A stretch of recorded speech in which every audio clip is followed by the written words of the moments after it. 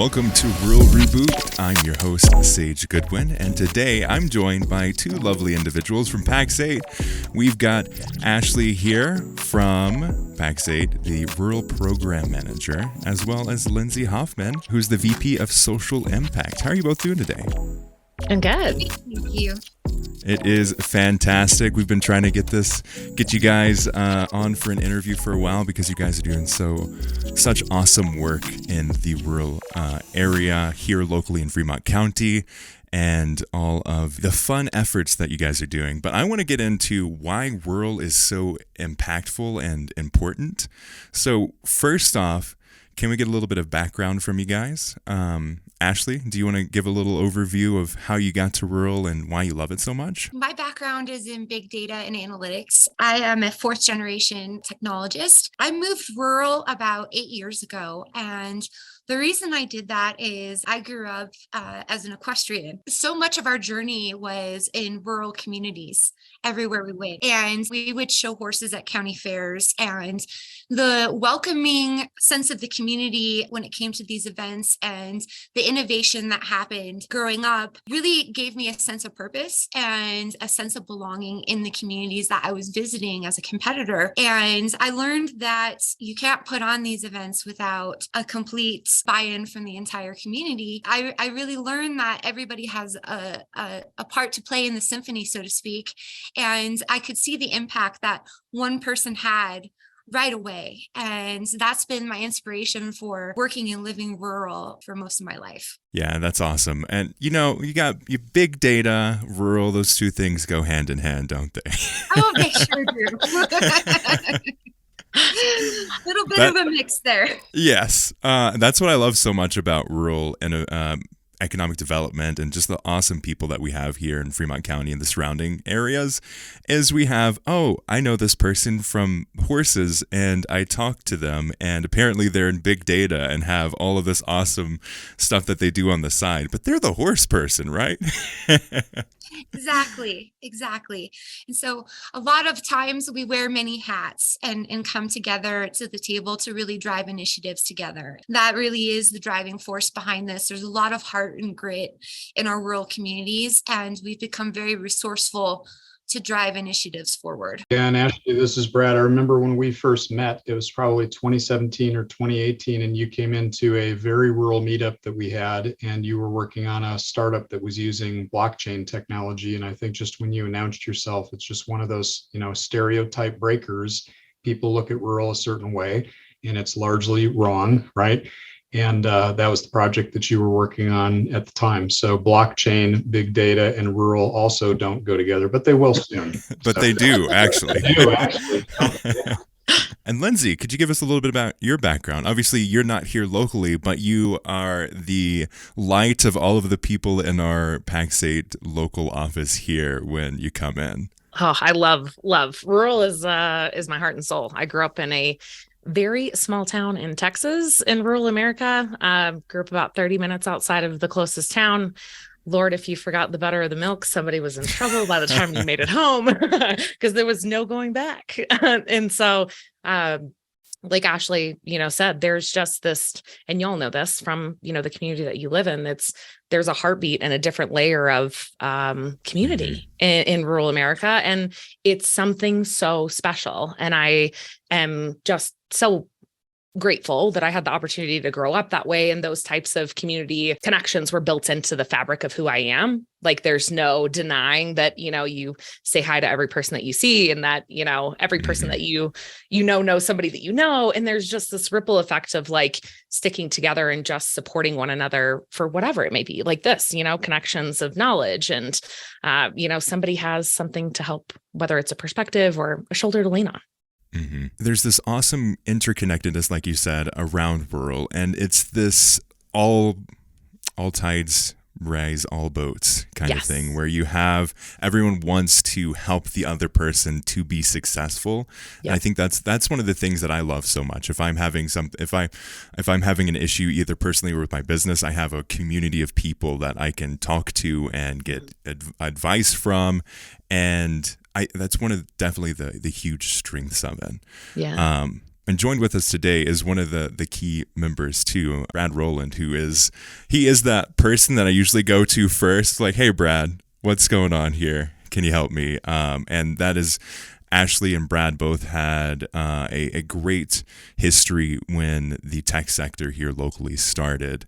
And I want to get into that as well. For those people who don't know necessarily what a tech sector is or why it's so crazy that Fremont County has one of the second one in the state of Colorado. Yeah. Ashlie and Brad, do you have some really fun memories of getting together and starting this? Because I was joking before we started recording. We knew you before you became famous. Yeah. So lots of memories. I mean, Fremont County is pretty rural, and I think we started the tech sector with participation from 4 counties that are kind of increasingly even more rural as you go further, west and south. I think one of them is a county of 5,000 people, and it's massive in size. And again, rural stereotypes. You think, well, I'm probably the only remote tech person here. Nope, someone else figured out how to escape the metro area and how to get broadband or satellite internet and is working. But, how do you connect to those people? And I think the first time we started gathering meetups and people went, wow, there's some, they knew their neighbors and they have a lot of friends and they love being connected to their community. But when you've spent a lifetime in tech, there's something different about being with your tribe, regardless of what your specific role is or what company that you're in, Geek Fest, yay. Like our tagline for the meetup is be there and be square, instead of be there or be square. So getting those people together, I think for the first time, whether they could come weekly or just once a quarter, just to kind of start to build this community. And a lot of them, what they were missing in the metro area was not career opportunities. It really was that community connectedness. So as soon as they moved out here and found a place where they could plug in, they were looking for, how do I share my career learnings with other business owners or high school students or whatever? So we didn't really have to convince anybody that it was the right thing to do to volunteer. They were looking for a way to plug in and share their skills. So that, yeah. And Ashlie was the first representative from her county who would make the hour-and-a-half drive down to come down to these meetings and represent the entirety of the county for herself, which was fantastic. Yeah, that's definitely something I want to rope in. Ashlie, you're in Chaffee County. We're in Fremont County.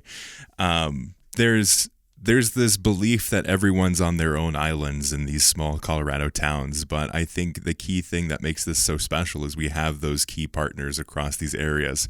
From your side of thing, why is it so important to have this connectedness between tech and these different areas and parts of Colorado? Oh, there are a lot of reasons. One is, just absolutely diversifying the workforce, right? And diversifying the economy at a hyper-local scale provides more opportunities for the emerging workforce, right? And provides diversification of what used to be the income stream for the community. By linking these communities together with a common purpose and at a community level, and actually engaging the talent pipeline from K through 12 all the way through community college and career pivots, actually provides a net to catch everybody out and meet them where they are. And it's so important to look at the group of individuals that are contributing to the leadership of a community and braid these experiences together so that the younger generations have a pathway to look forward to and also have options. Right? Options and opportunities. And that's really what this is about. This is about meeting people where they are. And you don't just have to be off the I-25 corridor in Colorado to contribute to the tech economy or to the ag tech economy or to all kinds of different industry. I think regionalization of our rural communities, such as what the South Sector Tech Sector Partnership has accomplished by regionalizing 4 counties together, it breaks down the barriers of communication and allows everybody to get on a common riff in terms of this is who we are, we're meeting people where we are, and we're going to lean on our neighbors to help each other and accomplish outcomes. Lyndsey, on your side of things, where does that all come into on a social impact scale? Like, what does that look like when you're looking at social impact for a tech company? It doesn't have to necessarily be Pax8, but generally, what does it look like? Yeah, it's diverse. I think Ashlie hit the nail on the head with quite a few of the things with community based. I think we want to, in every community around the world, meet people where they are and meet the communities where they're at, and not necessarily come in with our own agendas that are just going to help our business, but genuinely help the communities that our employees are in. And I think that's something that, especially from John Street's perspective, our CEO, there is this level of, business is personal and personal is business. And there is that interconnected, if you're not empowering your people and allowing them to empower their local communities, then we're not allowing people to do the best work that they can do. And we're also not, it's not just about the revenue and just making money. It's also about helping change the world and make it a better place than we found it. And so I think from our side and the social impact side, and, a lot of the work that Ashley's doing in the rural programs is providing equity for communities that may not have that equity, whether it be learning or job opportunities or, relations and connections, or empowering businesses to be able to grow. There's so many, legs that come off of this crazy thing. And again, it's unique to what community that we're in. Obviously, it makes sense from a social impact side of things. It makes sense. Okay, yeah, we've got a variety of people that may not have opportunity to have tech jobs, or may want to live in their set area. They have a home, they have their family, their friends, but they have an interest in tech. Mm-hmm. What does that look like from a business perspective? Why do you go to rural as a business? Why does that make sense? Honestly, being a rural born and bred, there's amazing people in rural America. And, I think about Sage, prime example, opportunity when we were down doing filming. We had this, crazy, wildly experienced film crew that was down in Fremont County doing some film work for a cross vendor, not for us specifically, and doing our kind of overall story, right? And they forgot the teleprompter.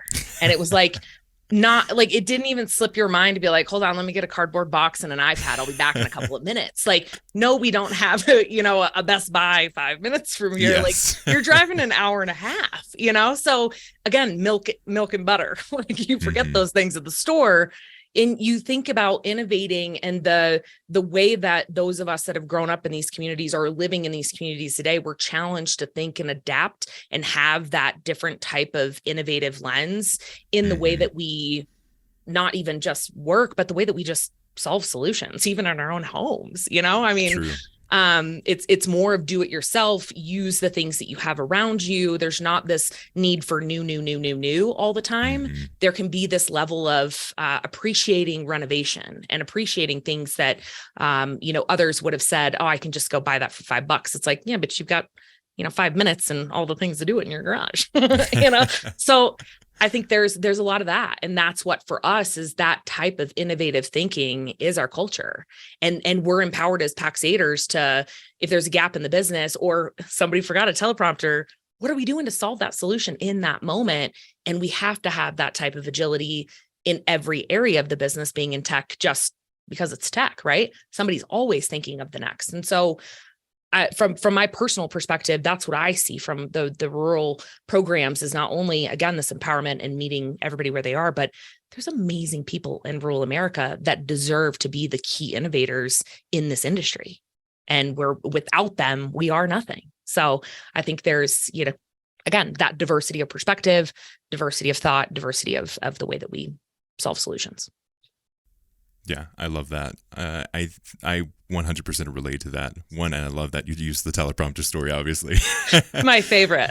Like I tell people that story all the time. I'm like, hold on, I have to tell you about Sage because it's a prime example that like you don't have to have something so crazy fancy out of the box. Like you can, get it done. And I think what is super impactful that a lot of people don't realize is when you go to a rural community, you can look at it as face value of, okay, yeah, you can pay these people less and they can still have a great living. But even past that, you can have this level of ingenuity that these big areas don't have. Yep. And as a startup, you do need to be more aware of your budget. You may have gotten funding, and a lot of the awesome rural entrepreneurs that we have here locally, they bootstrapped it together. They're working night shifts to be able to afford to work during the day. They were doing all of these things, and I think that comes into it very well. on top of, we've got the people side of things and we've got the monetary bonus as well. Mm-hmm. Brad, as someone who is a key part of bringing all these different people together with the tech night outs and everything like that, what is your perspective on the rural workforce and why it makes sense? Well, I love that you were just talking about John saying business is personal. I haven't heard that, but in my own life, people have said, "Hey, it's just business. Don't take it personally." And my reaction is always, it's the most personal thing I do. I spend most of my life doing it. I've developed some of my closest friendships, right? Yep. And I put most of my creativity and my best effort into it. And I think one of the rural stereotypes is, smart people with opportunity would just leave and go to the metro. Well, guess what? They can. It's an hour drive. They know how to find it on the map. There's a family reason or a community reason or just a personal reason why they choose to live here. But it's 20% of the workforce in the United States, right? And even before COVID, we were saying, hey, look at how much technology has improved. You don't have to have natural resources in your community. If you have people, you can train them, right? You get broadband and a training room, and you can train them with online training. They can become a valuable strategic asset. And, nobody wants, hey, we feel sorry for this community, so we're going to, everybody wants to be a contributor and be part of a strategic solution. But Pax8 is giving one thing and receiving one thing, and the local workforce is giving something and also receiving. And I love that the Pax8 leadership approached it in that way and really wanted to make sure it was going to be the right fit for the community and, how to build the right thing relationally so it benefit in both directions. So just one quick story. So John was down here, I think it was a little bit after you guys first decided to set up an office.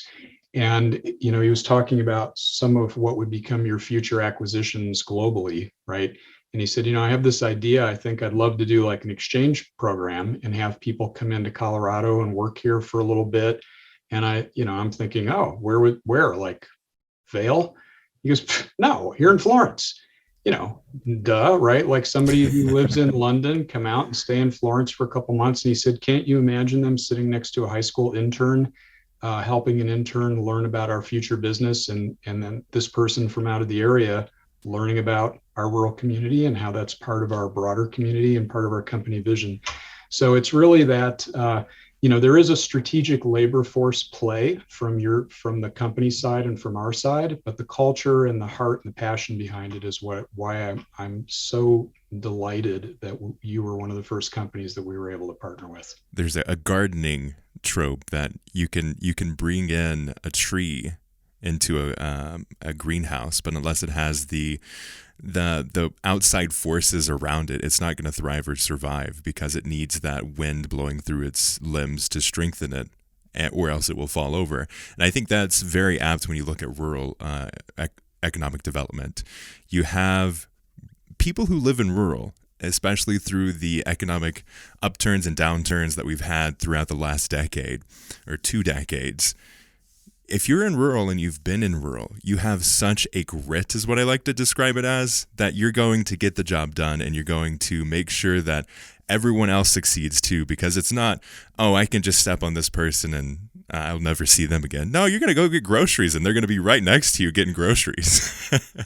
Yeah. And I loved my time. I had very great career opportunities in a couple of different metro areas. But one thing that can be different about a metro area is, like in the Bay Area, a lot of people moved there intentionally to have a part of their career there. And they were really there.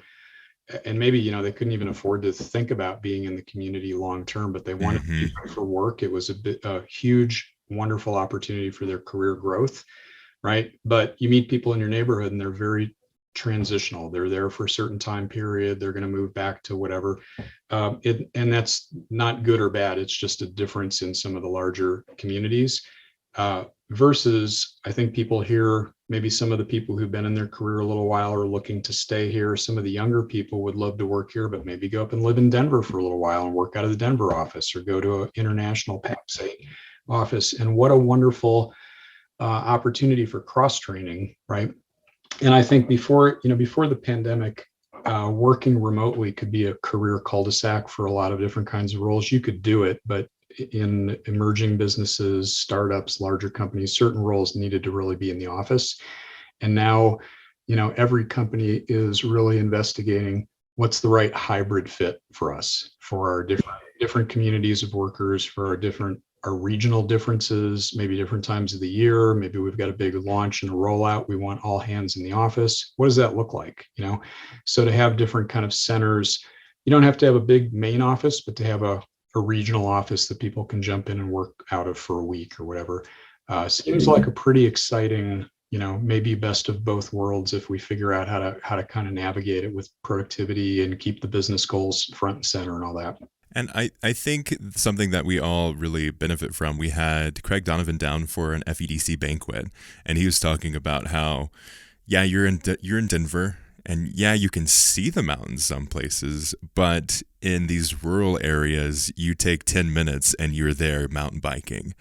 What does that look like? Obviously, we all like to say live, work, play. We've got a live, work, play mindset at our company. But what does that look like in terms of why does it really matter? Like, why do you care about what your employee does after work or on their lunch break? Yeah, so I think from our perspective, it's important to business is personal at Pax8, and we care holistically about our employees. That's driven down from John Street to every leader we have in the company.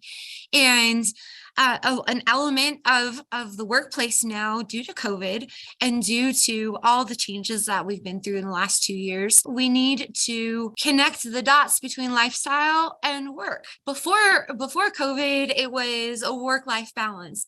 Now it's kind of become, okay, what's my quality of life looking at? Because I understand my quality of work, and how do I balance that out? And what we were able to find through our findings in the Rural program is it's not just the environment of mountain biking. It's not just the mountains. It's not just the accessibility to the river, but it's also the accessibility to the community ties and the community mentorship and those kinds of opportunities that keep people in the communities where they're at. And when you start to look at that from an impact and economic development standpoint, you really understand how looking at employees and looking at these balances, you really understand how they knit together. And I think if there's one thing that we've learned from what we've gone through this pandemic and the opportunities that have arisen throughout the tech industry, is that your teams can be distributed, have the lifestyle they want in the communities that they love and thrive in, and come together and bring that same tenacity to the workplace. And so I think this is one of those things where the script got flipped. Work used to be separated and lifestyle used to be separated, but now they have been combined.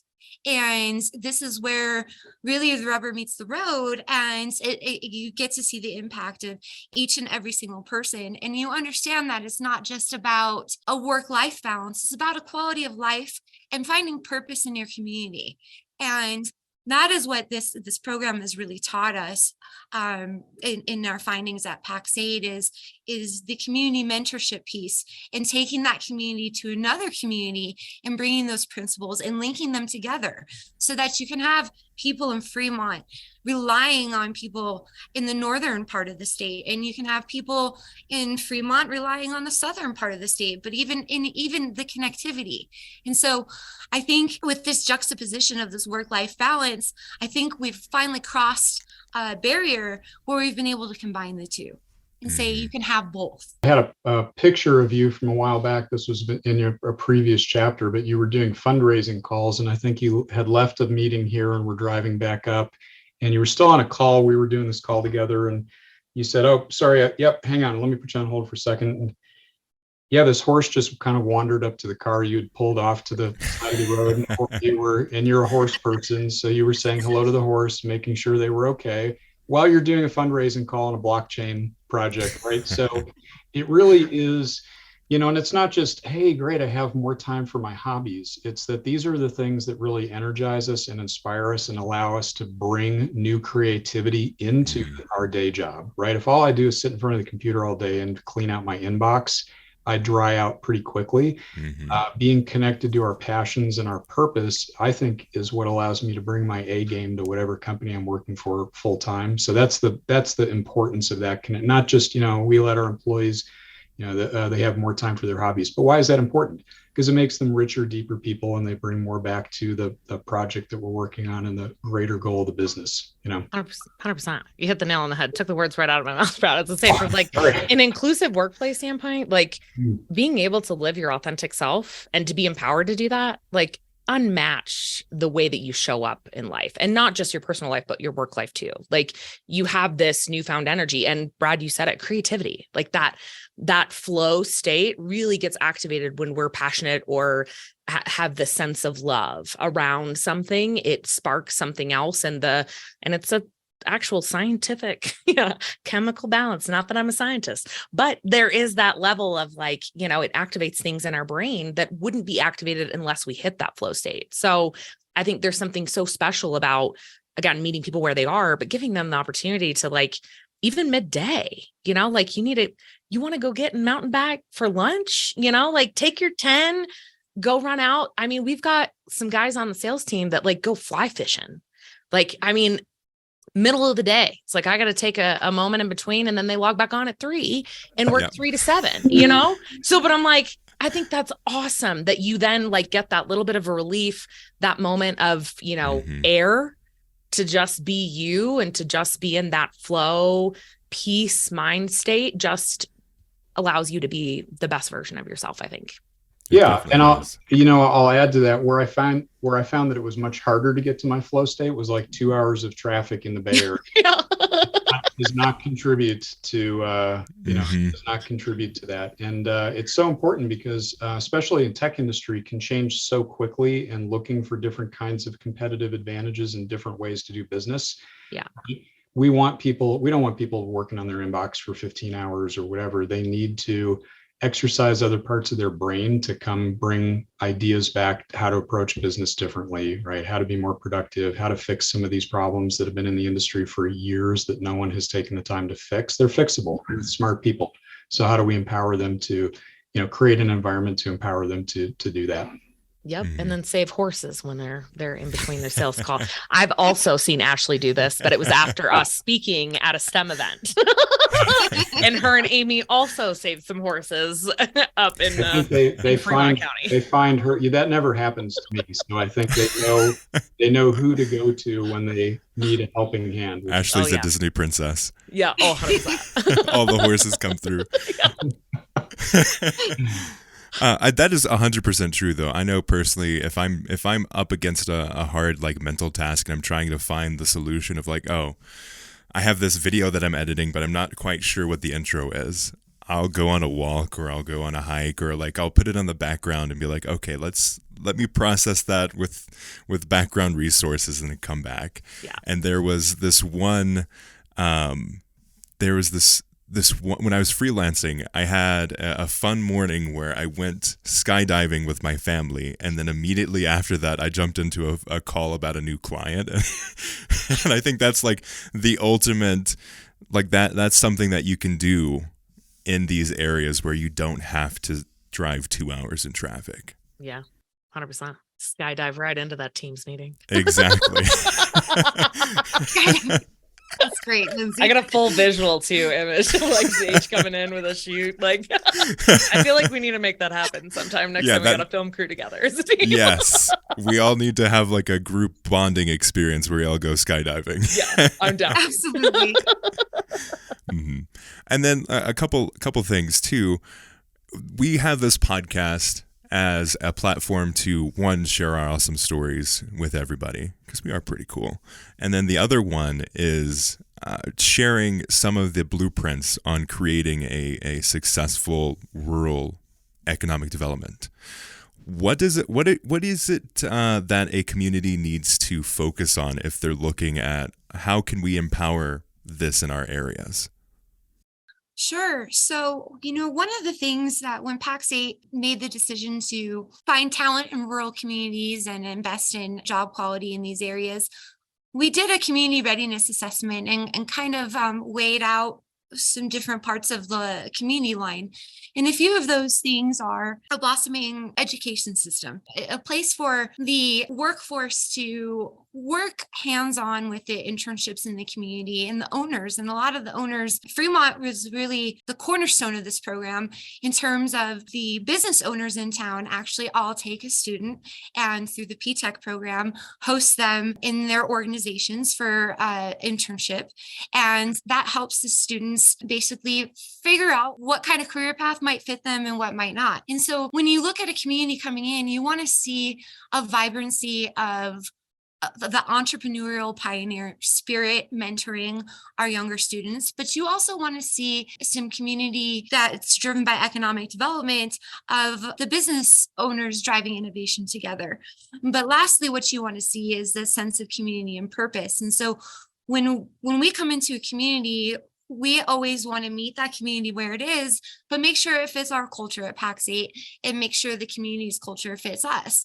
And so, and that we fit into the community because we stand on the shoulders of so much of what's been built.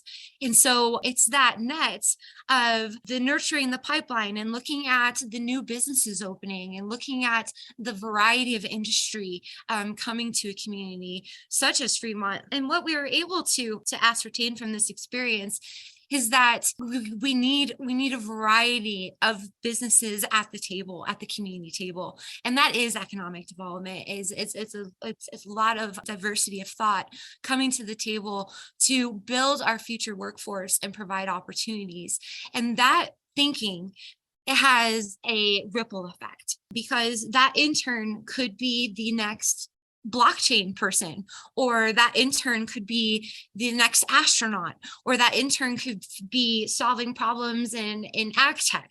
And so by giving them that hands-on experience, the most important skill you can have in the workplace today, on top of the hard skills you learn, is those important soft skills.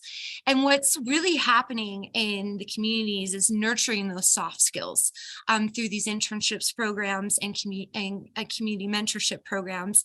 And that is really what leads to impact. It's turning one person's mind on to say, you are not in a box, you are not in a predestined track, you can be anything you want to be. And it's giving them that promise to do that.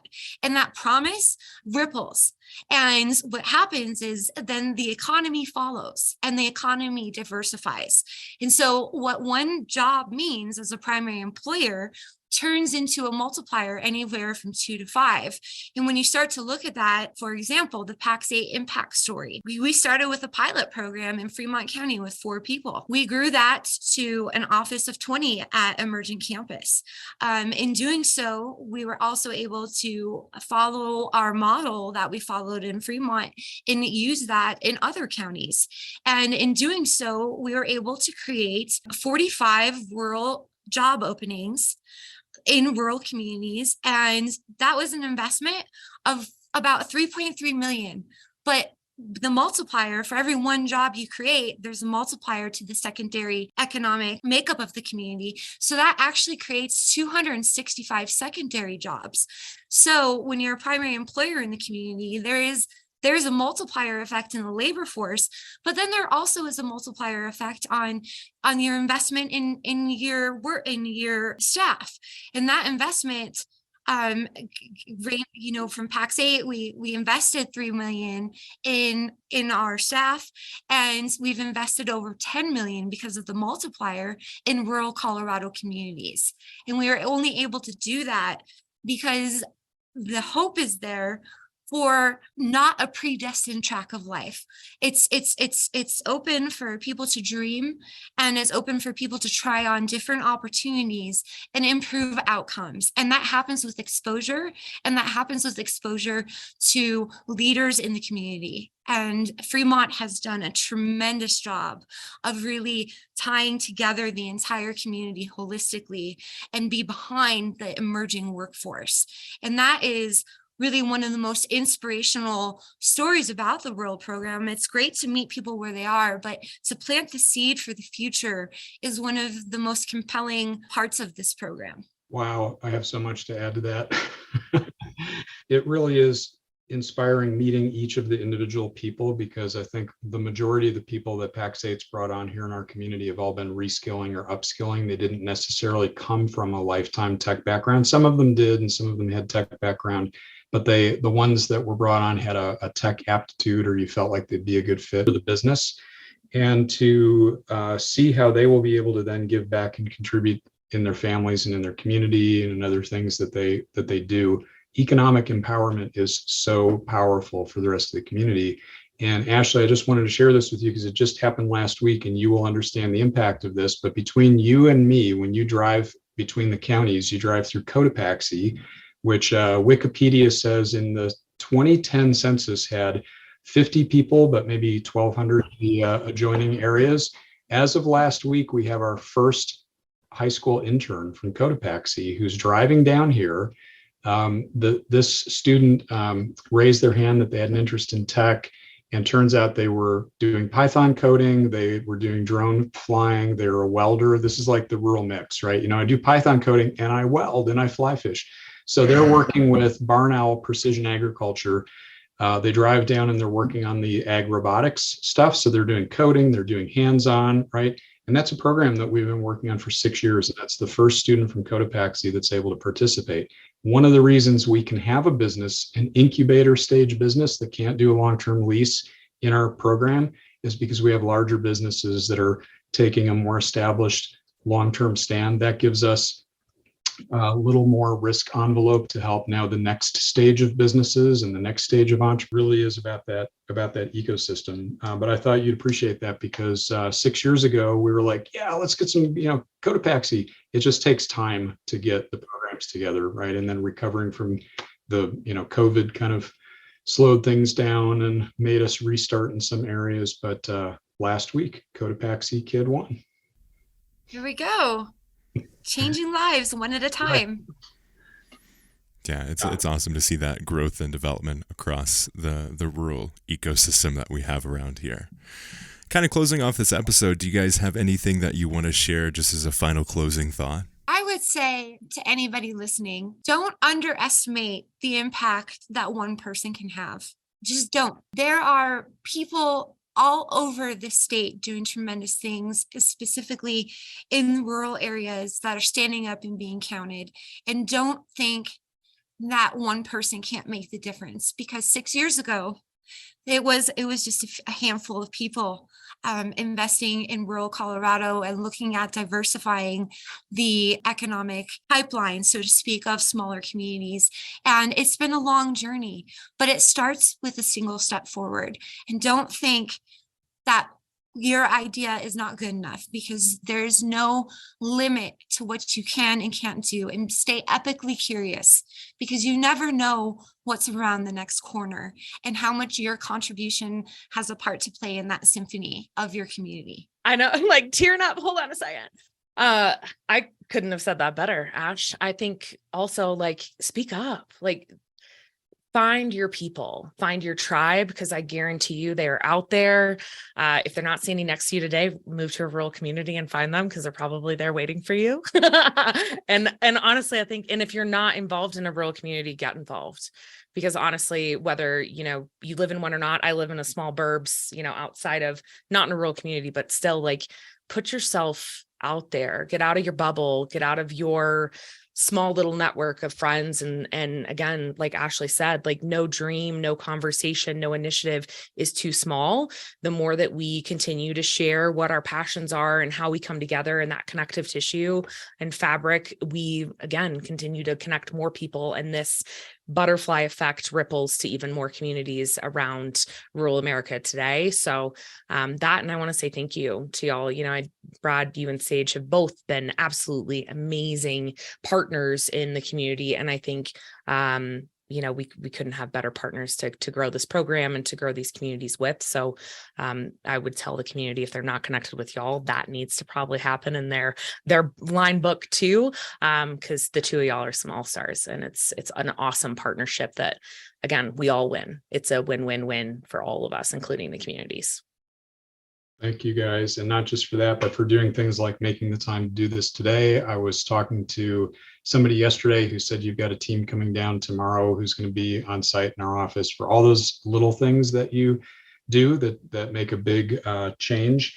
And one of the biggest changes is, I think, just helping the community get a different perspective on their own potential, right? Instead of all the things we can't do, what are the things that we can do? And partnering with a company that is just knocking it out of the park, I think, has given people a new perspective on their own potential.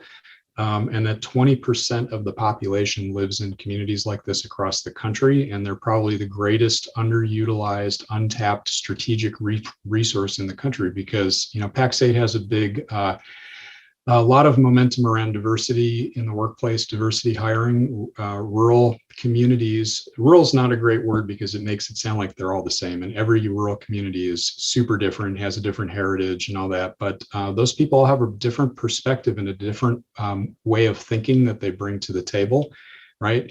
And that's an amazing asset to get hooked up into any company. And we're just, really thankful that you guys took the risk to partner with us. So thank you very much. Never a risk, The Brad. cognac, Never a risk. the issue. Only an opportunity.